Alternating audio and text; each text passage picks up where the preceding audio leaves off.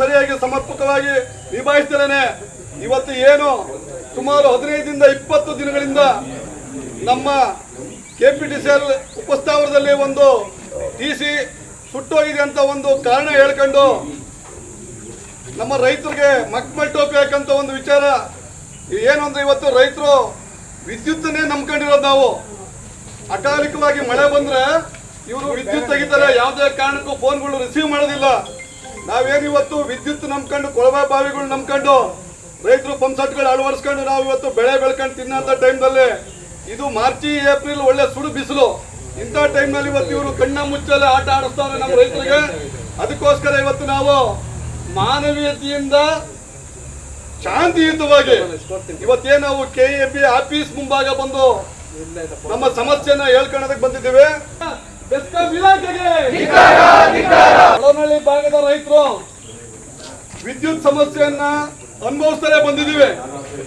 ಆದ್ರೂ ಸಹ ನಾವು ಎಲ್ಲ ಫೋನ್ ಕರೆಗಳ ಮುಖಾಂತರ ಮಾನವೀಯತೆಯಿಂದ ನಾವು ಇಲಾಖೆಗೆ ಫೋನ್ ಮಾಡಿ ಎಲ್ಲರೂ ಸಹ ಹೇಳಿದ್ದೀವಿ. ಸರ್ ಯಾವತ್ತು ಸರ್ ಆಗ ಈಗ ನೋಡಿ ಸರ್, ನಾವ್ ಹೇಳ್ತಾ ಇದ್ದೇನೆ ಏನ್ ಗೊತ್ತಾ ಸರ್, ನಾವು ಕೊಡೋದೇ ನಿಮ್ಗೆ 2 ರಿಂದ 3 ದಿನ ಟೈಮು. ನಾವು ನಿಮ್ಗೆ ವಾರ ಟೈಮ್ ಕೊಟ್ಟಿದ್ದೀವಿ. ಒಂದ್ಸರಿ ಬಂದ್ ನೋಡಿ ಸರ್, ಬಯಲುಗಡೆ ಬಂದ್ ನೋಡಿ. ನೀವು AC ಒಳಗಿತ್ತು, ಮನೆ ಕರೆಂಟ್ ಇಲ್ಲ, ನಿರಂತರ ಕರೆಂಟ್ ಹೋದ್ರೆ ಮನೆ ಒಳಗಿರೋ ಸೊಳ್ಳೆಗಳು ಕಡಿಯೋದು ನೋಡ್ರಿ ಇಲ್ಲಿ. ಸರ್ ಇನ್ನೊಂದು ಸಮಸ್ಯೆ ನಿಮಗೆ ನಮ್ಮ ರೈತರ ಸಮಸ್ಯೆ. ರೈತರಿಗೆ ಸಮರ್ಪಕವಾಗಿ ವಿದ್ಯುತ್ ನೀಡಿದ KPTCL ಇಲಾಖೆಗೆ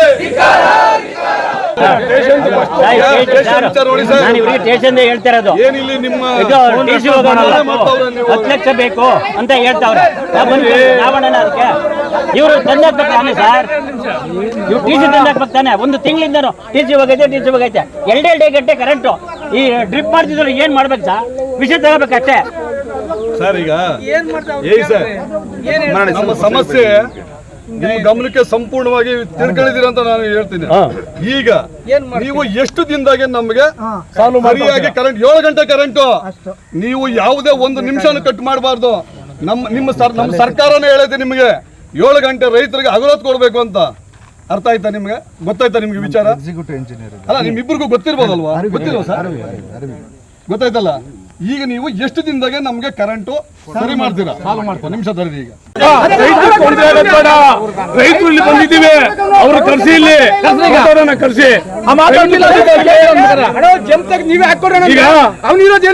ಸರ್. ನಂದೊಂದು ಪ್ರಶ್ನೆ, ಕರೆಂಟ್ ಇದ್ದಾಗ LC ಕೊಡ್ತಾರೆ ಇವರು, LC ಯಾಕೆ ಕೊಟ್ಟರೆ? ಯಾಕೆ ನಾವು ತಗೊಂಡಿದ್ದೀವಿ. ನನಗೆ ಅದೇ